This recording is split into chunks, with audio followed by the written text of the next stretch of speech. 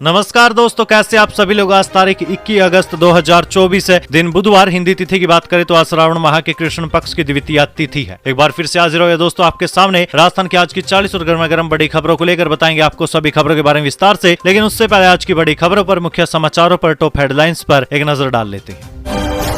SC/ST के भारत बंद को राजस्थान में कांग्रेस का समर्थन। जयपुर समेत 8 जिलों के स्कूलों में आज छुट्टी। यूनिवर्सिटी की परीक्षाएं भी स्थगित। भरतपुर में नेटबंदी। वहीं दोस्तों, कांग्रेस राज्यसभा चुनावों में नहीं उतारेगी उम्मीदवार। बीजेपी प्रत्याशी का निर्विरोध जीतना तय। आज नामांकन का आखिरी दिन। बताएंगे दोस्तों कांग्रेस के उम्मीदवार न उतारने के पीछे की बड़ी वजह क्या है। वहीं दोस्तों, अजमेर सेक्स स्कैंडल के 6 दोषियों को उम्र कैद की सजा। 32 साल पहले 100 छात्राओं के साथ किया था सामूहिक दुष्कर्म। 5-5 लाख का जुर्माना भी लगाया। वहीं दोस्तों, पीएम मोदी 25 अगस्त को राजस्थान आएंगे। जोधपुर में रेलवे के 6,996 करोड़ रुपए के प्रोजेक्ट्स का करेंगे उद्घाटन। वहीं दोस्तों, राजस्थान में डॉक्टर्स की हड़ताल से मरीजों की जान को खतरा। प्रदेश में 3000 से भी ज्यादा सर्जरियां टाली गई। इसी के साथ ही दोस्तों, राजस्थान की जेल में बंद कैदी अब पेट्रोल पंप पर करेंगे काम, गाड़ियों में डालेंगे तेल। बताएंगे दोस्तों आखिर ये क्या है पूरा मामला। वहीं दोस्तों, राजस्थान में आईपीएस पंकज चौधरी और अशोक गहलोत आमने सामने। आईपीएस पंकज चौधरी ने लगाए संगीन आरोप है। खुला पत्थर से अब सियासी बवाल तय। वहीं दोस्तों, केंद्रीय मंत्री बिट्टू राजस्थान से राज्यसभा जाएंगे। भाजपा ने प्रत्याशी बनाया। 5 महीने पहले कांग्रेस छोड़कर आए थे। लोकसभा चुनाव हार चुके। बताएंगे दोस्तों आपको प्रदेश की 40 बड़ी खबरों के बारे में विस्तार से। लेकिन उससे पहले अगर अभी तक आपने चैनल को सब्सक्राइब नहीं किया तो सबसे पहले चैनल को सब्सक्राइब कर दे, वीडियो को लाइक कर दे और अपने कमेंट जरूर कर दीजिए।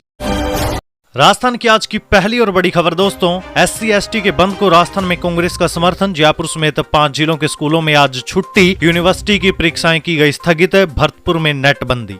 देखिए दोस्तों, अनुसूचित जाति जनजाति SC/ST के आरक्षण में क्रीमी लेयर पर सुप्रीम कोर्ट के फैसले के विरोध में आज यानी बुधवार को भारत बंद का आह्वान किया गया है। राजस्थान में बंद को कांग्रेस ने भी समर्थन दिया। जयपुर, दौसा, सवाई माधोपुर, डीग और भरतपुर में जिला कलेक्ट्रेट ने स्कूल और कॉलेजों के साथ समस्त शैक्षणिक संस्थाओं में छुट्टी की घोषणा कर दी है। कोटा यूनिवर्सिटी की परीक्षाएं स्थगित कर दी गई। भरतपुर में संभागीय आयुक्त सांवरमल वर्मा ने आज सुबह 9 बजे से लेकर शाम 6 बजे तक इंटरनेट बंद कर दिया है। वहीं गंगापुर सिटी जिले के टोडा भीम सरकारी स्कूल विशनपुरा के 12 टीचरों ने CBEO यानी टोडा भीम को सामूहिक एप्लीकेशन देकर 21 अगस्त की छुट्टी यानी आज की छुट्टी की मांग की है। उन्होंने भारत बंद का समर्थन करने के लिए छुट्टी चाहिए। वहीं इधर नेता प्रतिपक्ष टीकाराम जूली ने कहा कि कांग्रेस कार्यकर्ता इस लड़ाई में साथ है, बीजेपी आरक्षण के खिलाफ है। उन्होंने कहा कि जिस प्रकार भाजपा की मानसिकता है वो संविधान को कमजोर करने की, आरक्षण को कमजोर करने की है। वहीं इधर कांग्रेस के बंद का समर्थन करने के सवाल पर जूली ने कहा कि अंतिम निर्णय अध्यक्ष करेंगे, लेकिन जहां भी मांग संविधान की है तो पीछे हटने वाले हम नहीं है। कांग्रेस के कार्यकर्ता इस लड़ाई में साथ रहेंगे। आज सुप्रीम कोर्ट कोई बात कह रहा है, उसके लिए कोई नीति ये लोग तय नहीं कर रहे हैं।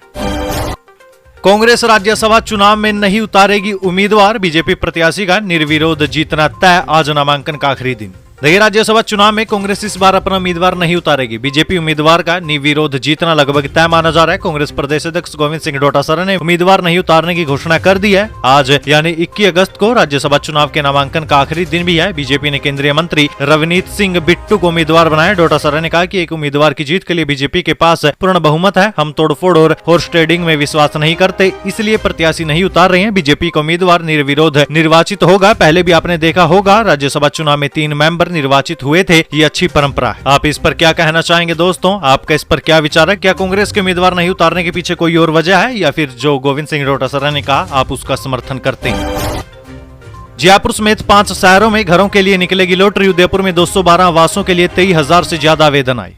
देखिए, राजस्थान हाउसिंग बोर्ड 9 शहरों में निकाली 3001 मकानों की स्कीम के लिए आए आवेदनों की जल्दी लॉटरी निकालेगा। इन सभी योजनाओं में 38,000 से भी ज्यादा आवेदन आए हैं। सबसे ज्यादा रुचि लोगों ने उदयपुर की गोवर्धन विलास योजना में दिखाई, जबकि धौलपुर भिवाड़ी की योजनाओं में एक भी आवेदन नहीं आया। अब बोर्ड अधिकारियों के मुताबिक लॉटरी इसी महीने के आखिर तक निकालने की संभावना है। बोर्ड के मुख्य संपदा प्रबंधक प्रवीण कुमार ने बताया कि जयपुर के प्रतापगढ़, हनुमानगढ़ की DTO, किशनगढ़ की खोड़ा गणेश, धौलपुर बाड़ी रोड सेक्टर 4, 5 और भिवाड़ी सेक्टर 7 की योजना के लिए अपडेट नहीं बढ़ाई जाएगी। 4 बार तारीख बढ़ाने के बाद भी लोगों का जो रुझान आना था वो आ चुका है। अब जल्दी ही सभी आवेदनों की लॉटरी निकाल ली जाएगी।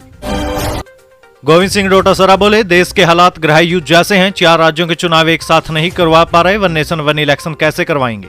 देखिए, कांग्रेस प्रदेश अध्यक्ष गोविंद सिंह डोटासरा ने केंद्र और राज्य सरकार पर तंज कसते हुए कहा कि देश के हालात गृह युद्ध जैसे हैं। आरक्षण और संविधान खतरे में। डोटासरा ने कहा कि राजस्थान में 8 महीने में सरकार सही से काम नहीं कर पाई। किरोड़ीलाल मीणा के इस्तीफे पर हाँ या ना में जवाब नहीं दे पा रहे हैं कि उसका क्या हुआ। पहले 15-20 दिन तक तो बताया ही नहीं कि इस्तीफे का क्या हुआ है। डोटासरा ने कहा कि मैंने मुख्यमंत्री को एक आइडिया बताया, लॉटरी निकाल लेनी चाहिए, एक घड़े में 2 पर्ची डालिए, एक किरोड़ीलाल के मंत्री पद से इस्तीफा स्वीकार करने की और दूसरी अस्वीकार करने की। किसी से भी निकलवा लीजिए, इस्तीफा स्वीकार करने की पर्ची निकल जाए तो ठीक है, स्वीकार करने की निकल जाए तो मंत्री काम करे। डोटासरा ने कहा कि प्रदेश के एक मंत्री के इस्तीफे के बारे में फैसला नहीं कर पा रहे तो फिर फैसला करेगा कौन। इसलिए हम कहते हैं कि ये पर्ची की सरकार है, ये सरकार पर्चियों से ही चलती है। अपने विवेक का इस्तेमाल ये लोग नहीं कर सकते, इन्हें अपने विवेक का इस्तेमाल करने पर भी प्रतिबंध है। अजमेर स्कैंडल के 6 दोषियों को उम्र कैद। 32 साल पहले 100 छात्राओं के साथ किया था सामूहिक दुष्कर्म, 5-5 लाख का जुर्माना भी लगाया। देखिए, अजमेर में 32 साल पहले हुए देश के सबसे बड़े स्कैंडल के 6 दोषियों को जिला अदालत ने 20 अगस्त यानी बीते दिन उम्र कैद की सजा सुनाई। इसके साथ ही उन पर 5-5 लाख रुपए का जुर्माना भी लगाया गया। कोर्ट ने नसीफ चिश्ती, नसीफ उर्फ टार्जन, सलीम चिश्ती, इकबाल भाटी, सोहिल गनी, सैयद जमीर हुसैन को उम्र कैद की सजा सुनाई है। सजा सुनाते वक्त सभी 6 दोषी कोर्ट में थे। एक आरोपी इकबाल भाटी को एम्बुलेंस से दिल्ली से अजमेर लाया गया था। स्कैंडल के वक्त इन सभी की उम्र 20 से 28 साल की थी, लेकिन अब ये सभी लोग 50 से ऊपर जा चुके हैं। आपकी जानकारी के लिए बता दें दोस्तों, साल 1992 में 100 से भी ज्यादा कॉलेज गर्ल्स के साथ सामूहिक दुष्कर्म और उनके न्यूड फोटो सर्कुलेट होने पर तहलका मच गया था। कई छात्राओं ने बदनामी के डर से आत्महत्या तक कर ली थी। तत्कालीन सरकार ने केस सीआईडी और सीबी को सौंपा था। मामले में 18 आरोपी थे, 4 सजा भुगत चुके हैं, 4 को हाईकोर्ट दोष मुक्त कर चुका है। एक ने 30 साल पहले केस के दौरान ही आत्महत्या कर ली। 2 आरोपियों पर लड़के से कुकर्म का केस चला, इसमें एक सजा भुगत चुका है और एक पर केस चल रहा है। एक आरोपी फरार और 6 पर फैसला बीते दिन आ चुका है। इस ब्लैकमेल कांड पर एक फिल्म भी बन चुकी है। इस केस में 104 लोगों ने गवाही दी। 3 पीड़िताएं अपने बयान पर आखिर तक डटी रही। कोर्ट ने 208 पेज का फैसला सुनाया। हेलीकॉप्टर के सवाल पर किरोड़ीलाल बोले, मैं सड़क छाप आदमी, घूमता रहता हूं, मेरी नाराजगी खुद से भवानी जागेगी तब मैं मान जाऊंगा। देखिए, किरोड़ीलाल मीणा ने हेलीकॉप्टर नहीं मिलने के कारण नाराजगी की चर्चाओं का खंडन किया। किरोड़ीलाल ने हेलीकॉप्टर के सवाल पर कहा कि हेलीकॉप्टर को लेकर बेवजह विवाद पैदा किया जा रहा है। इस मुद्दे पर मेरी कोई नाराजगी नहीं है, मैं तो एक सड़क छाप आदमी हूं, सड़क पर घूमता रहता हूं। कांग्रेस के आरोपों का जवाब देते हुए किरोड़ीलाल मीणा ने कहा कि आपदा मंत्री बाढ़ में घूम रहा है, मैं भरतपुर, बयाना, हिंडोन, करौली घूम कर आया हूं। भगवान न करे कहीं फिर से बाढ़ आए, जहां जहां आपदा आएगी मैं वहां जाऊंगा। किरोड़ीलाल ने कहा कि मुझे मनाने की जरूरत नहीं है, मैं पार्टी, मुख्यमंत्री या फिर किसी और व्यक्ति से नाराज नहीं हूँ। मेरी नाराजगी खुद से ही है। मैं 45 साल से जनता के बीच में रहकर संघर्ष कर रहा हूं, लेकिन जनता के संघर्ष को वोटों में बदल पार्टी में नहीं डलवा पाया। किरोड़ीलाल खुद से कम मानेंगे। इस सवाल पर किरोड़ीलाल बोले, वैसे भी मानने का तो समय आता है, जब भवानी जागेगी तब मैं मान जाऊंगा, वरना तो चल ही रहा है। क्या राजस्थान में फर्जी डॉक्यूमेंट से बने 2700 पीटीआई, एक और आरोपी नौकरी करता मिला। अब तक 6 पकड़े, डमी कैंडिडेट के जरिए भी हुए पास। देखिए दोस्तों, पीटीआई भर्ती 2022 परीक्षा फर्जी तरीके से पास करने वाले 20 आरोपियों की एसओजी ने पहचान कर ली है। इनकी जांच कर एसओजी ने एफआईआर भी दर्ज करना शुरू कर दिया है। एक के खिलाफ केस दर्ज भी कर लिया गया। सभी 20 पीटीआई ने फर्जी डॉक्यूमेंट्स देकर और डमी कैंडिडेट बैठाकर परीक्षा पास की। आरोपियों के खिलाफ शिकायतें एसओजी हेल्पलाइन नंबर पर मिल रही है। एडीजे वीके सिंह ने बताया, पीटीआई भर्ती परीक्षा 2022 को लेकर हेल्पलाइन नंबर पर 2700 से अधिक शिकायतें मिली है। इनकी जाँच की जा रही है। जाँच में सामने आया कि कर्मचारी चयन बोर्ड द्वारा आयोजित परीक्षा के प्रवेश पत्र में फोटो और हस्ताक्षरों को एडिट किया गया था। आरोपी ने ओपीजेएस यूनिवर्सिटी की फर्जी अंक तालिका लगाई थी, इसलिए चयन बोर्ड से लेकर संबंधित कॉलेज और यूनिवर्सिटी से भी दस्तावेजों की जांच करवाई जा रही है। भारत बंद के दौरान इमरजेंसी सेवाएं रहेंगी चालू, सामाजिक संगठनों व व्यापारियों के साथ बैठक आयोजित। देखिए दोस्तों, 21 अगस्त यानी आज प्रस्तावित भारत बंद के आह्वान को देखते हुए सवाई माधोपुर जिले में कानून और शांति व्यवस्था को बनाए रखने को लेकर बीते दिन बैठक आयोजित की गई। यहां जिला कलेक्टर डॉक्टर खुशहाल यादव और एसपी ममता गुप्ता की अध्यक्षता में अनुसूचित जाति जनजाति वर्ग के विभिन्न सामाजिक संगठनों व व्यापारियों के साथ भारत निर्माण राजीव गांधी सेवा केंद्र के वीसी कक्ष में बैठक आयोजित की गई। जिला कलेक्टर ने सामाजिक संगठनों और व्यापारियों को संबोधित करते हुए कहा कि बंद के दौरान इमरजेंसी सेवाओं जैसे कि चिकित्सा, पेयजल, सार्वजनिक परिवहन, शिक्षण संस्थाएं, रेल सेवा, पेट्रोल पंप, विद्युत बैंक आदि बाधित न करे, साथ ही भीड़ को भी नियंत्रित रखे। उन्होंने बैठक में भारत बंद आह्वान में सम्मिलित होने वाले संगठनों के पदाधिकारियों से भारत बंद के दौरान भाग लेने वाले संगठनों, आयोजित होने वाली गतिविधियों, अनुमानित संख्या, रोड मैप, आयोजन का समय और अन्य आवश्यक बिंदुओं पर भी जानकारी प्राप्त की। भील विकास समिति भारत बंद के समर्थन में नहीं, अध्यक्ष बोले कोर्ट के फैसले का स्वागत करते हैं, ये हमारे लिए फायदेमंद। देखिए 21 अगस्त यानी आज होने जा रहे भारत बंद के विरोध में जैसलमेर भील विकास समिति आ गई है। जैसलमेर भील विकास समिति ने बंद का समर्थन नहीं करने का निर्णय लिया। भील विकास समिति के अध्यक्ष धाराराम भील के नेतृत्व में सीएम भजलाल शर्मा के नाम बीते दिन कलेक्टर को ज्ञापन भी दिया गया था। ज्ञापन में बंद का समर्थन नहीं करने का निर्णय लिया गया। ज्ञापन में उन्होंने बताया कि जैसलमेर भील विकास समिति कोर्ट के निर्णय का स्वागत करती और बंद का समर्थन नहीं करती। भील विकास समिति के अध्यक्ष धाराराम भील ने बताया कि कोर्ट का निर्णय हमारे फायदे का, इसलिए हम बंद का समर्थन नहीं करते। हम भारत बंद का हिस्सा नहीं बनेंगे। झुंझुनू में घर घर जाएगी पशुपालन विभाग की टीम। 6 लाख पशुओं को लगाई जाएगी वैक्सीन। 26 अगस्त से शुरू होगा अभियान। देखिए पशुपालन विभाग की ओर से पशुओं को खुरपका व मुंहपका बीमारी से बचाने के लिए 26 अगस्त से अभियान शुरू किया जाएगा। इस दौरान पशुपालन विभाग की टीम घर घर जाकर टीकाकरण करेगी। अभियान 25 अक्टूबर तक चलेगा। झुंझुनू पशुपालन विभाग के उपनिदेशक सुरेश ने बताया कि झुंझुनू में 6,16,206 पशुओं का टीकाकरण किया जाएगा। इलेक्ट्रिफिकेशन प्रोजेक्ट को लेकर एक बड़ी अपडेट आई दोस्तों। पीएम 25 अगस्त को जोधपुर में रेलवे के 6,996 करोड़ रुपए के प्रोजेक्ट्स का करेंगे उद्घाटन। देखिए उत्तर पश्चिम रेलवे के एक इलेक्ट्रिफिकेशन प्रोजेक्ट और 4 डबलिंग प्रोजेक्ट्स को गति मिलेगी, क्योंकि 25 अगस्त को प्रधानमंत्री नरेंद्र मोदी एक इलेक्ट्रिफिकेशन प्रोजेक्ट का उद्घाटन और 4 ट्रैक डबलिंग प्रोजेक्ट्स का शिलान्यास करेंगे। रेलवे के एक वरिष्ठ अधिकारी ने बताया कि प्रधानमंत्री मोदी 25 से लेकर 27 अगस्त तक जोधपुर स्थित राजस्थान उच्च न्यायालय में होने वाले प्लेटिनम जुबली कार्यक्रम में भी शामिल हो सकते हैं। पीएम मोदी 25 को जोधपुर आ सकते हैं। ऐसे में इस दौरान वो प्रदेश में रेलवे से जुड़े 5 प्रोजेक्ट्स की भी शुरुआत करेंगे। चित्तौड़गढ़ में जहरीली गैस के रिसाव से हड़कंप, खांसी, आंखों में जलन की शिकायत, 200 परिवार किए गए शिफ्ट। देखिए राजस्थान के चित्तौड़गढ़ जिले से जहरीली गैस के रिसाव की खबर सामने आई। जहरीली गैस के रिसाव के कारण लोगों को खांसी, आंखों में जलन और उल्टी होने लगी। एक साथ कई लोगों को एक जैसी समस्याएं शुरू होते ही प्रशासन को मामले की जानकारी कर दी गई, जिसके बाद मौके पर पहुंचकर प्रशासनिक अधिकारियों ने आसपास रह रहे लोगों को दूसरी जगह शिफ्ट करवाया। जहरीली गैस के रिसाव की यह घटना निम्बाहेड़ा नगर पालिका के सीवरेज ट्रीटमेंट प्लांट से हुई। वहीं शुरुआती जानकारी के अनुसार यहाँ क्लोरीन के रिसाव की बात सामने आई है। हालांकि आधिकारिक तौर पर अभी मामले की छानबीन की जा रही है। राजस्थान में डॉक्टर्स की हड़ताल से मरीजों की जान को खतरा, प्रदेश में 3,000 से ज्यादा सर्जरी टाली गई। देखिए कोलकाता बलात्कार और हत्या मामले में देश भर में रेजिडेंट डॉक्टर हड़ताल कर रहे हैं। इससे राजस्थान के रेजिडेंट डॉक्टर भी अब छूटे नहीं हैं। उन्होंने भी न्याय और सुरक्षा को लेकर पिछले 8 दिनों से मोर्चा खोल रखा है। हालांकि सुप्रीम कोर्ट ने डॉक्टरों से काम पर वापस लौटने की अपील की, लेकिन रेजिडेंट डॉक्टरों का मूड अभी ऐसा नहीं लग रहा कि वे काम पर लौटेंगे। राजस्थान में रेजिडेंट डॉक्टर की हड़ताल से स्वास्थ्य सेवाएं बुरे तरीके से प्रभावित हो गई है। प्रदेश भर में ओपीडी सेवाओं के साथ साथ इमरजेंसी सेवा और सर्जरी भी प्रभावित हुई। हालात ऐसे हो चुके हैं कि हड़ताल से परेशान मरीजों ने अब सरकारी अस्पतालों से दूरी बना ली। राजस्थान की जेल में बंद कैदी अब पेट्रोल पंप पर करेंगे काम, गाड़ियों में डालेंगे तेल।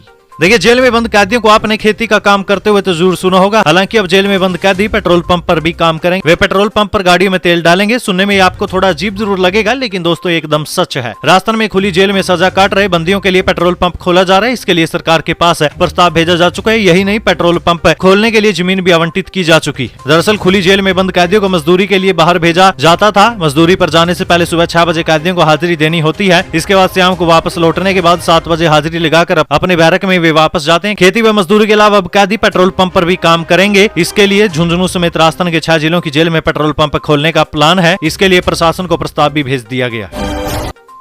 राजस्थान सरकार आरक्षण के उपवर्गीकरण के पक्ष में नहीं, फिर भी बंद रहेगा राजस्थान। देखिए दोस्तों बीते दिन यानी 20 अगस्त को सुबह से ही ट्विटर पर भारत बंद से जुड़े हैशटैग ट्रेंड कर रहे हैं। केंद्र सरकार के रुख के बाद भी संगठनों ने पहले से निर्धारित भारत बंद के कार्यक्रम में कोई बदलाव नहीं किया। माना जा रहा है आज यानी 21 अगस्त को इसका व्यापक असर भी हो सकता है। राजस्थान सरकार के सामाजिक न्याय अधिकारिता मंत्री अविनाश गहलोत ने साफ तौर पर साफ किया था कि राजस्थान सरकार उपवर्गीकरण और क्रीमी लेयर के पक्ष में नहीं है। उन्होंने ये भी कहा कि इस संबंध में केंद्र सरकार जो निर्णय लेगी हम उसके साथ रहेंगे। केंद्र ने भी बीते दिनों साफ किया था कि वो उपवर्गीकरण और क्रीमी लेयर के पक्ष में नहीं है। रेल मंत्री अश्विनी वैष्णव ने भी कहा था कि बाबा साहेब भीमराव अम्बेडकर के संविधान के हिसाब से ही आरक्षण की व्यवस्था रहेगी। लेकिन दोस्तों अब राजस्थान सरकार तो आरक्षण के उपवर्गीकरण के पक्ष में नहीं है, लेकिन फिर भी आज भारत बंद रहेगा और राजस्थान भी बंद रहेगा।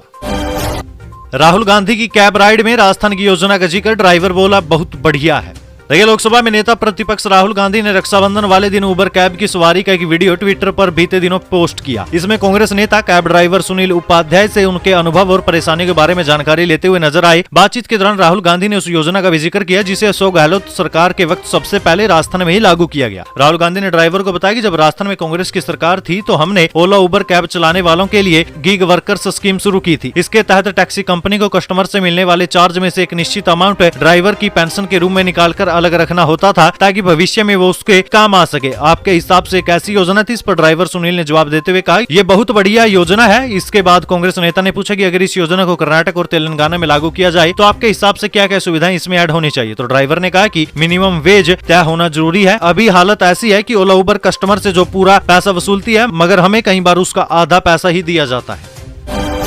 51 लाख मुआवजा और संविदा पर नौकरी, मृतक छात्र देवराज के परिजन को मनाया।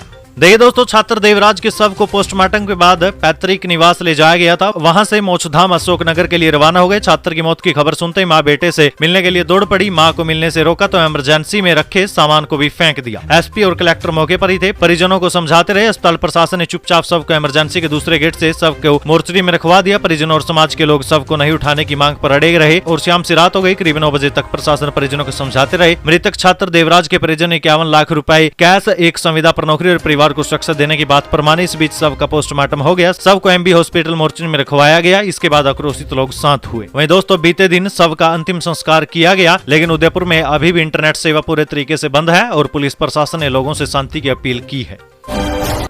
राजस्थान की इन जिलों की महिलाओं को मिलेगा योजना का सबसे ज्यादा लाभ, बन जाएंगी लखपति।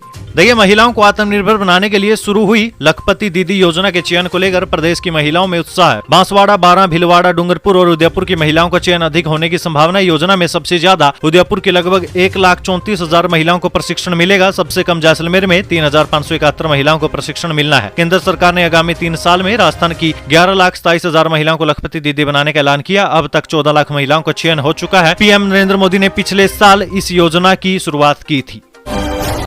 अब इन जगहों पर बिजली का बिल आएगा 0। राजस्थान सरकार करने जा रही है ये एक खास काम। देखिए दोस्तों, राज्य की सरकारी इमारतें, भवनों, स्ट्रीट लाइट और पेयजल वितरण सहित में हर महीने करीब 3400 लाख यूनिट बिजली खर्च हो रही है, जिसके लिए 337 करोड़ रुपए डिस्कॉम्स को चुकाए जा रहे हैं। सरकार इस खर्च को बचाने और सौर ऊर्जा को बढ़ावा देने के लिए इन सरकारी भवनों की छतों पर 1000 मेगावाट के सोलर पैनल लगाने जा रही है। इससे हर साल करीब 17,000 लाख यूनिट बिजली बनेगी। इससे भवनों की बिजली का बिल शून्य हो जाएगा, यानी बिल्कुल 0। केवल स्ट्रीट लाइट और पेयजल सप्लाई के लिए होने वाली बिजली खपत का बिल भरना होगा। राजस्थान अक्षय ऊर्जा निगम ने इसके लिए प्रक्रिया शुरू कर दिया। अभी डिस्कॉम्स ने इनमें 1574 मेगावाट क्षमता के कनेक्शन भी दे रखे। देवरी में बर्बादी का मंजर, पत्थरों से भर गए खेत, मलबे और कीचड़ से अटे घर आंगन। देखिए, तालाब की पाल टूटने के चलते देवरी कस्बे में कई घरों में पानी भर गया था। कई मकान पूरे तरीके से नदी में बह गए। जिन मकानों में पानी भर गया वहां हालात सामान्य होने में समय लगेगा, क्योंकि लोगों के सभी जरूरी सामान कीचड़ में खराब हो चुके हैं। कई बस्तियों में लोग घरों में आए मलबे को बाहर निकालने के लिए कार धुलाई मशीन का इस्तेमाल कर सफाई में लगे हुए हैं। तो वहीं कई लोगों के इलेक्ट्रॉनिक सामान भी पूरे इस तरीके से तबाह हो गए हैं। वहीं खाने पीने के गेहूं सहित राशन सामग्री भी मलबे में नष्ट हो गई है। वहीं तालाब की पाल के नीचे से पानी के हुए तेज बहाव के कारण रास्ते में आने वाले खेत भी पूरे तरीके से नदी में तब्दील हो गए। पानी का बहाव इतना तेज था कि खेतों में अब पत्थर ही पत्थर नजर आ रहे हैं।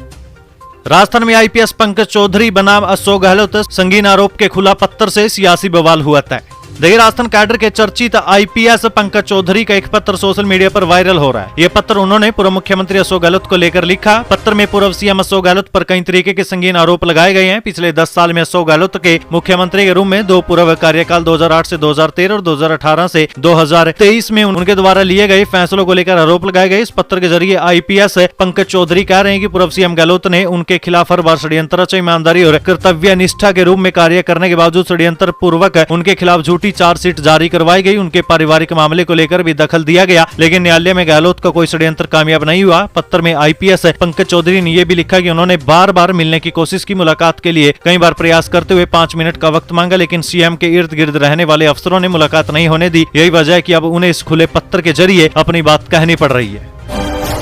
पाकिस्तानी गाय का करे पालन, एक ब्यांत में 2200 लीटर दूध देगी, कई पशुपालकों की बदली किस्मत।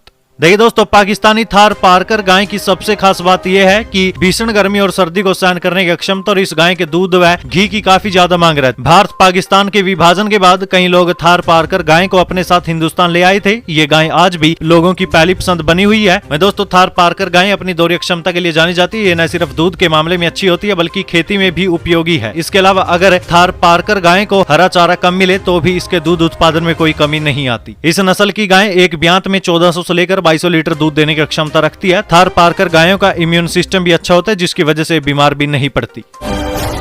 इस योजना के तहत युवाओं को मिलेगा 15,000 रुपए का इनाम। आवेदन की प्रक्रिया शुरू, ऐसे करें अप्लाई।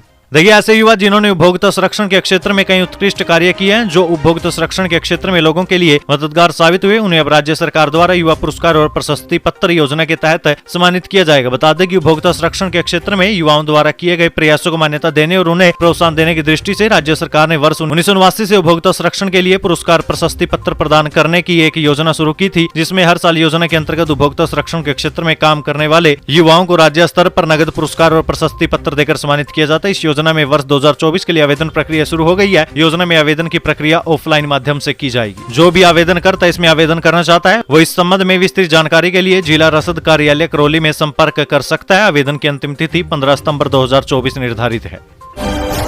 कोलकाता बलात्कार केस पर पहली बार खुलकर बोले सचिन पायलट। बोले, आरोपी को पकड़कर जल्द से जल्द और सख्त से सख्त सजा दिलानी होगी। देखिए, सचिन पायलट का कहना है कि डॉक्टर्स का गुस्सा और स्ट्राइक स्वाभाविक और जायज है। दोषियों के खिलाफ सख्त से सख्त कार्रवाई होनी चाहिए। सचिन पायलट ने कहा कि इस पर राजनीति भी नहीं की जानी चाहिए, क्योंकि ये मामला बेहद संवेदनशील है। इस मामले में हमें आरोपियों को पकड़कर जल्द से जल्द और सख्त से सख्त सजा दिलवानी होगी, ताकि लोगों के दिमाग में इस बात का भी डर पैदा हो जाए। शुद्ध आहार मिलावट पर वार, खाद्य सुरक्षा टीम ने सीज किया 10,000 किलो घी। देखिए, जालौर में खाद्य सुरक्षा विभाग टीम ने प्रदेश में चलाए जा रहे शुद्ध आहार मिलावट पर वार अभियान के तहत जालौर शहर के अलग अलग 2 जगह पर बड़ी कार्रवाई करते हुए करीब 10,400 किलोग्राम घी व 15,000 किलोग्राम स्किम्ड दूध पाउडर सीज किया। जांच के लिए घी, दूध और स्किम्ड मिल्क पाउडर के 4 सैंपल लेकर जयपुर जांच के लिए भिजवाए गए हैं। जानकारी के अनुसार जयपुर की टीम ने भागली टोल नाके के पास स्थित गजानंद डेयरी पर देर रात 1:15 पर दबिश दी थी। यहाँ पर विभिन्न स्तर पर दस्तावेज खंगाले और मौके से घी और मिल्क पाउडर के सैंपल लिए गए। केंद्रीय मंत्री बिट्टू राजस्थान से राज्यसभा जाएंगे। भाजपा ने प्रत्याशी बनाया। 5 महीने पहले कांग्रेस छोड़कर आए थे, लोकसभा चुनाव हार चुके। देखिए, बीजेपी ने राज्यसभा चुनावों के लिए राजस्थान से प्रत्याशी की घोषणा कर दिया। पार्टी ने रवनीत सिंह बिट्टू को प्रत्याशी बनाया। बिट्टू पंजाब के पूर्व सीएम बेअंत सिंह के पोते हैं। बिट्टू मोदी सरकार से रेल राज्य मंत्री हैं। कांग्रेस ने कोई प्रत्याशी नहीं उतारने का फैसला किया, जिसके बारे में हम आपको पहली खबर में बता चुके हैं। इसलिए बिट्टू निर्विरोध राज्यसभा सदस्य चुने जा सकते हैं। राज्यसभा चुनाव के लिए नामांकन दाखिल करने की तारीख भी आज यानी 21 अगस्त की है। वहीं दोस्तों, आपको बता दें, इससे पहले बिट्टू के हरियाणा से चुनाव लड़ने की अटकलें तेज थी, लेकिन वहां से भाजपा ने कांग्रेस छोड़कर आई नेता किरण चौधरी को राज्यसभा उम्मीदवार बना दिया। इसलिए बिट्टू राजस्थान से चुनाव लड़ेंगे। कैंसर रोग के लक्षण होने पर समय समय पर करवाई जांच। डीबी अस्पताल में लगाया कैंसर रोग जागरूकता शिविर। चूरू जिले में 21 अगस्त तक लगेंगे कैंप। देखिए, चूरू जिले में कैंसर वैन के द्वारा कैंसर रोग जांच, उपचार और जागरूकता शिविर बीते दिन गवर्नमेंट डीबी अस्पताल में लगाया गया। सीएमएचओ डॉक्टर मनोज कुमार शर्मा ने बताया कि शिविर का शुभारंभ विधायक हरलाल सहारण ने किया। शिविर का निरीक्षण करते हुए जिला कलेक्टर पुष्पा सत्यानी ने कहा कि कैंसर रोग के प्रारंभिक लक्षणों की पहचान कर जांच करवाकर समय पर उपचार लेकर कैंसर रोग का निदान किया जा सकता है। मरुधरा ऐप से मच्छरों पर नियंत्रण की तैयारी। ब्रीडिंग रोकने में आमजन के लिए उपयोगी। मच्छर जनित रोगों पर हो सकेगा नियंत्रण। देखिए, बूंदी जिले में चिकित्सा विभाग मच्छरों के बढ़ते प्रकोप पर नियंत्रण करने के लिए डिजिटल टेक्नोलॉजी का प्रयोग शुरू कर रहा है। मरुधरा ऐप के जरिए मच्छर जनित क्षेत्रों की स्थिति रियल टाइम मॉनिटरिंग करने के साथ रोकथाम के उपाय किए जा सकेंगे। इसके चलते मलेरिया, डेंगू, चिकनगुनिया सहित मच्छर जनित बीमारियों की रोकथाम में मदद मिलेगी। बूंदी के सीएमएचओ डॉक्टर ओपी सामर ने बताया कि मच्छर जनित बीमारियां मलेरिया, डेंगू, चिकनगुनिया का जोर ज्यादातर बारिश में जुलाई और अगस्त से लेकर अक्टूबर नवंबर तक रहता है। इनसे होने वाली बीमारियों की रोकथाम के लिए विभाग ने प्रभावी नियंत्रण के लिए मरुधरा ऐप से रियल टाइम ऑनलाइन मॉनिटरिंग शुरू की है। नागौर में महिला वकीलों ने मांगे हथियार के लाइसेंस। कलेक्टर को ज्ञापन सौंपा। बोली, महिलाओं की सुरक्षा करने में सरकार नाकाम, हमें हथियार रखने दो। देखिए, लड़कियों के साथ दुष्कर्म, हत्या जैसी जघन्य घटनाओं के बाद महिला वर्ग में तेजी से रोष पनप रहा है। ऐसी घटनाओं के विरोध में नागौर की महिला वकीलों ने जिला कलेक्टर को ज्ञापन देकर प्रत्येक महिला वकील को हथियार का लाइसेंस जारी करने की मांग की। महिला वकीलों को कहने की सरकार महिलाओं की सुरक्षा की जिम्मेदारी तय नहीं कर पा रही। देश में बने इस माहौल से आधी आबादी सुरक्षा को लेकर चिंतित है। महिलाओं के साथ होने वाली हिंसा से अब वे खुद निपटना चाहती है। इसके लिए महिलाएं नागौर जिला प्रशासन से सशस्त्र लाइसेंस मांग रही है। नशा मुक्त सेंटर्स में लापरवाही पर होगी कार्रवाई। मान्यता रद्द के लिए जिला कलेक्टर राज्य सरकार को लिखेंगे पत्र। देखिए, नशे की रोकथाम करें। नशा मुक्त हनुमानगढ़ के लिए संकल्पित जिला कलेक्टर कानाराम गंभीर है। जिला कलेक्टर सभागार में बीते दिन साप्ताहिक समीक्षा और नशा मुक्ति अभियान की बैठक में इसके स्पष्ट संकेत दिए गए। उन्होंने कहा कि नशे से एक व्यक्ति नहीं बल्कि पूरा परिवार बर्बाद हो जाता है। इसके लिए नशे को जड़ से खत्म करने के लिए पूरी संवेदनशीलता से आमजन को जागरूक करें, नियमानुसार सख्त से सख्त कार्रवाई भी करें। वहीं जिला कलेक्टर ने कहा कि नशा मुक्ति के लिए संचालित सेंटर्स की भी जाँच करें। इनमें आवश्यक संसाधनों के अभाव, नियमों की अवहेलना मिलने पर मान्यता रद्द कराने की भी कार्रवाई की जाए।